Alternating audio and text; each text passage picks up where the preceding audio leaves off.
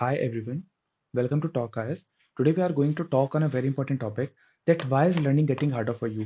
We all do a lot of hard work. हम बहुत ज़्यादा मेहनत करते हैं, बहुत ज़्यादा पढ़ते हैं, बार बार चीज़ें रिवाइज करते हैं, उसके बाद भी जो फैक्ट्स, डेटा, इन्फॉर्मेशन हम पढ़ते हैं, हम वो उन्हें देर तक रिटेन नहीं कर पाते हैं, एग्जाम में रिकॉल नहीं कर पाते हैं।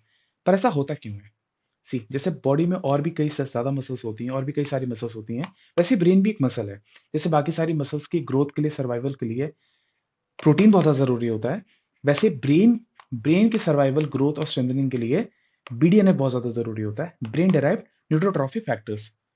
अब जैसे कि ये दो न्यूरॉन्स हैं, इन दो न्यूरॉन्स के बीच में जब कनेक्शन होता है, उसके बाद मेमोरी फॉर्म होती है, और जब हम कोई भी चीज़ बार बार रिपीटेशन पे करते हैं, तब ये मेमोरी और भी ज़्यादा कंसोलिडेट होती है। सी जब बीडीएनएफ कम होता है तो उसके कॉन्सिक्वेंसेस क्या है? हम चीज़ें रिटेन नहीं कर पाते हैं बहुत देर तक, हमारी रिटेंशन पावर कम होती है, हम फोकस नहीं कर पाते हैं ज़्यादा देर तक, हमारा कंसंट्रेशन लैप्स होता है, चीज़ें बहुत देर तक हम फोकस होकर नहीं कर पाते, कोई काम नहीं कर पाते, पढ़ नहीं पाते हैं, हमारा लर्निंग कर्व गिरता है, चीज़ें याद नहीं रहती देर तक, हम एग्जाम में हाई स्ट्रेस सिनेरियो में चीज़ें रिकॉल नहीं कर पाते हैं, जो हमने मल्टीपल बार रिवाइज किया है, उसके बाद भी उन चीज़ों को रिकॉल करना एग्जाम में बहुत कंफ्यूजिंग या बहुत स्ट्रेसफुल काम होता है, ईजिली या बहुत ज़्यादा टाइम तुम रिकॉल भी नहीं कर पाते हैं। ओके, हमारा जो फॉरगेटिंग का कर्व है वो और भी ज़्यादा शार्प हो जाता है, हम चीज़ें जल्दी और ज़्यादा भूलने लगते हैं।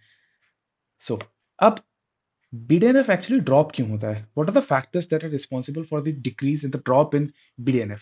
सबसे पहले तो sedentary lifestyle.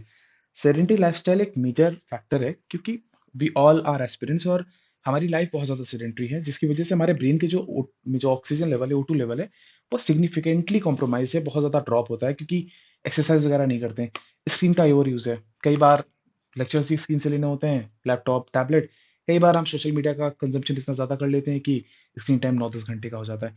Sleep deprivation second most या फिर one of the major factor है हमारी ब्रेन की फंक्शनिंग को नेगेटिवली इफेक्ट करने के लिए, क्योंकि एक एक प्रॉपर पैटर्न में, एक सर्केडियन रिदम में सोना बहुत ज़्यादा ज़रूरी है, ताकि क्योंकि जो ये जो न्यूरॉन्स के कनेक्शन है सबसे ज़्यादा तब बिल्ड होते हैं जब हम सो रहे होते हैं, तो sleep is very important, a good amount of sleep. And high stress की वजह से भी बीडीएनएफ ड्रॉप होते हैं। जीरो सनलाइट, डाइट में high in fat, salt and sugar foods, basically junk foods, बाहर का खाना, excessively fat, excessively sugar, they also effect your brain functioning. Excessive consumption of T and coffee, वो भी हमारे brain के फंक्शन के लिए बहुत ज़्यादा खराब है। Now how to fix this? हम अपनी ब्रेन की फंक्शनिंग को और अपने पोटेंशियल को और ज़्यादा ऑप्टिमम लेवल पे ले जाने के लिए क्या कर सकते हैं? सबसे पहले तो अवॉइड जंक फूड, कोई भी high in fat, sugar and salt food, बाहर का खाना जितना हो सके उतना अवॉइड करो। क्लीन फूड खाओ, न्यूट्रिशियस फूड खाओ, जो आपके ब्रेन और आपकी बॉडी की हेल्थ के लिए अच्छी हो। Excessive consumption of T and coffee avoid करिए। लॉन्ग सिटिंग आवर्स अवॉइड करिए। थोड़ा बहुत बॉडी में मूवमेंट रहना चाहिए। स्टॉप लेट नाइट हसल्स, ज़रूरी नहीं कि आप बहुत देर तक पढ़ो, एक प्रॉपर टाइम पे, मॉर्निंग से लेकर इवनिंग या 9, 10, 11, 12 तक भी ठीक है। अपनी सर्केडियन रिदम, अपनी स्लीप को कॉम्प्रोमाइज़ करने की ज़रूरत नहीं है। डेली एक्सरसाइज करो, अगर हैवी एक्सरसाइज करनी है तो प्रेफरेबली इवनिंग में, वरना मॉर्निंग में भी लाइट एक्सरसाइज आराम से की जा सकती है। Proper sleep for 7 to 8 hours, एक अच्छी सर्केडियन रिदम में डीप स्लीप बिना गिल्ट के, it is very important for you, it is very important for your brain, it is very important for your overall health. So don't compromise on your sleep. Now, meditation, breathing, yoga. Meditation also helps you, helps in your increase your brain function, brain की capacity को increase करने में। Breathing and yoga, वो भी आपकी body में जो oxygen level है, आपके ब्रेन में जो ऑक्सीजन लेवल है, उन्हें इंक्रीज करता है।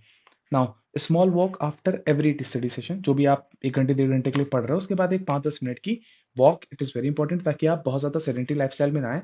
आपकी बॉडी में मूवमेंट होता रहेगा तो आपकी बीडीएनएफ वैसे भी कम नहीं होंगे, ड्रॉप नहीं होंगे, और आपकी हेल्थ भी बेटर रहेगी, और ज़्यादा लॉन्ग ड्यूरेशन तक आप पढ़ सकते हो विद ऐसे मल्टीपल ब्रेक्स के साथ। सेडेंटरी लाइफस्टाइल अवॉइड करिए जितना ज़्यादा हो सके, अच्छी स्लीप लीजिए, अच्छा फूड खाइए, और अच्छे से एक्सरसाइज करिए, ताकि आप अपने ब्रेन की, अपनी बॉडी की ऑप्टिमम, अपनी ब्रेन और बॉडी की फंक्शनिंग को ऑप्टिमम लेवल पे ले जाए, और which will contribute in your preparation in your life. So that's all for today. Thank you so much for listening to me.